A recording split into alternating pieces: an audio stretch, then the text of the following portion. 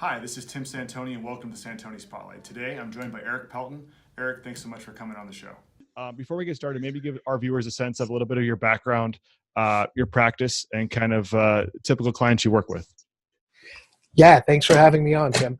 I've been doing trademark law for 19 years in my own practice, which I began shortly after leaving the USPTO, where I was an examiner for about 2 years.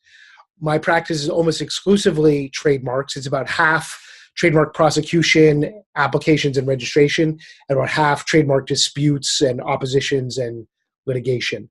And many of our clients are small businesses, although not all of them, but that's sort of our niche. Gotcha.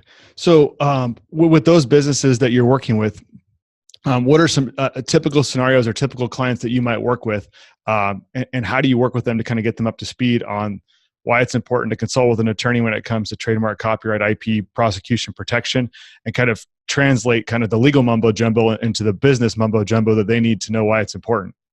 Yes. Great point on the last, translating the legal to the practical and business. And I really do try hard to cut to the chase and tell businesses, in a simplistic and straightforward, to the point manner, what the next steps are. When there are more complicated clients that are interested in a more sophisticated analysis, we can do that as well. But generally, I find when I present a sophisticated analysis, people are overwhelmed and don't even read it and respond.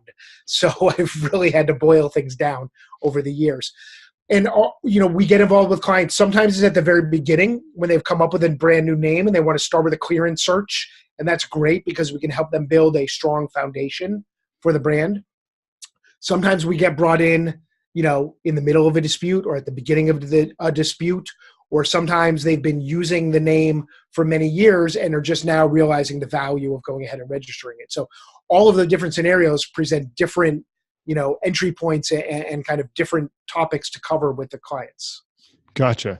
And what are the top one or two mistakes or misconceptions that you find that the businesses, whether small or large, usually have about intellectual property registration, protection, enforcement? Yeah, they really both top things that I see revolve around registration. One would be clients who assume I have a registration, therefore the trademark is automatically going to work for me and nobody else can use it no matter what.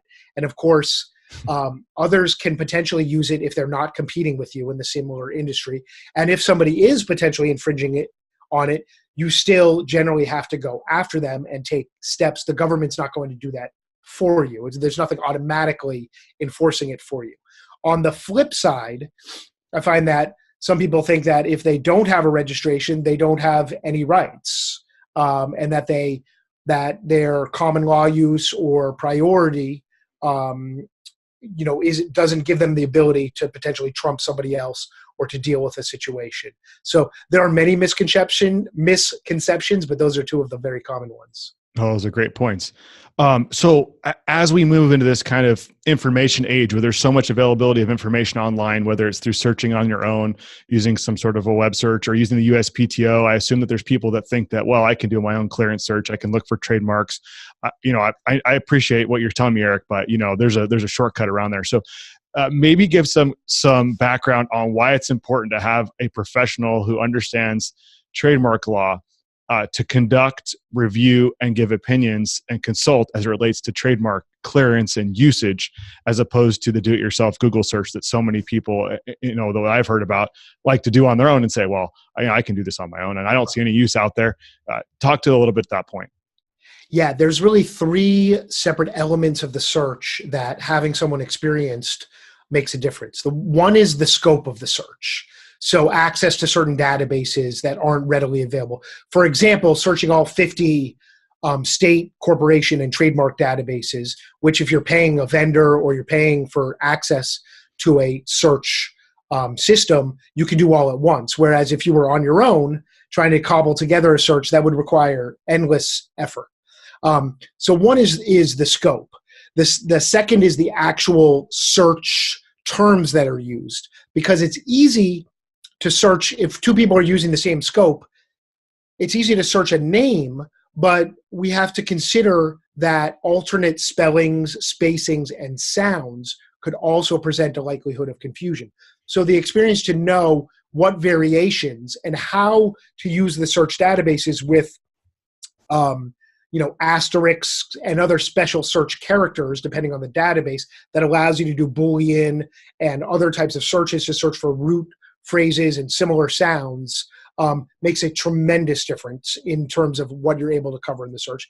And then the third piece is the analysis and being able to review this huge set of data and key in on, okay, what are the most important things that we found here, and are they relevant or can they be discarded?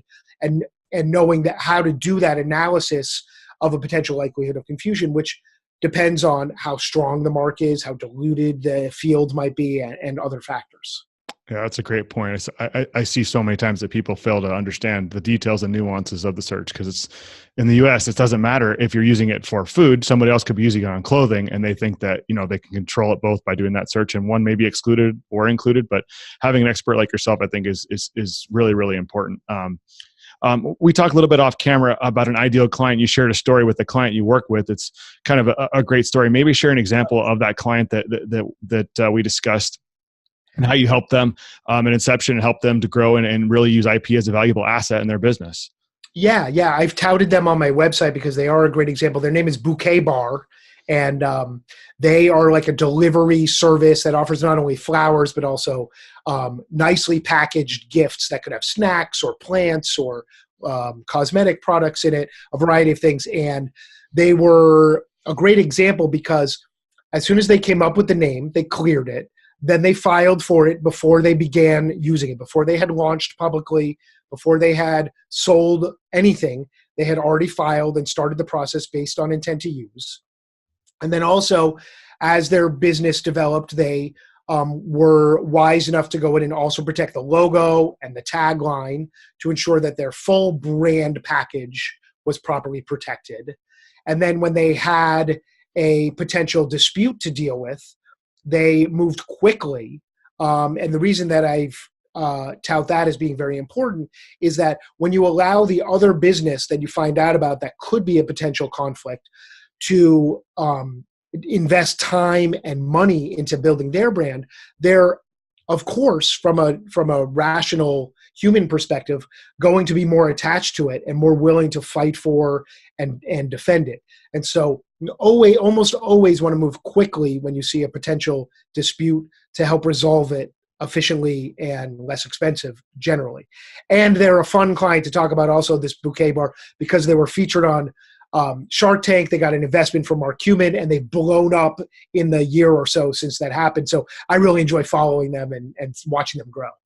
Yeah, it's a great story. I think that a tangible example of how having the right things in place when it comes to intellectual property and their brand really makes a big difference in the overall scope of the business, protection, investment dollars, exit, enforcement, especially when brands, I think, it becomes very emotional, right? It becomes a part of someone. They think that they have these rights. And if they have the right things in place, they can protect those rights and they can do the necessary steps. But if they don't have the rights and they can't gain those rights, it makes it very difficult. It becomes very emotional and expensive to change, modify, alter brands so that they can actually, remain in business. So Erik, obviously very experienced in the area of IP protection, enforcement, prosecution, litigation. Where do you spend your time when you're not working with clients on the legal stuff? Yeah, I just got back from a ski trip in Colorado, so I love to be outdoors. I love to ski. I love to bike ride. And when I'm not doing those things, I love to listen to music, especially live music, concerts of really any variety. Awesome. Well, we're definitely going to make sure we link up all of Erik's information in the description below. If you have a question or a comment, please leave it down below. We'll make sure that Erik or I get back to you. Thank you so much for coming on the show. We appreciate you spending some time. My pleasure. Thanks, Erik.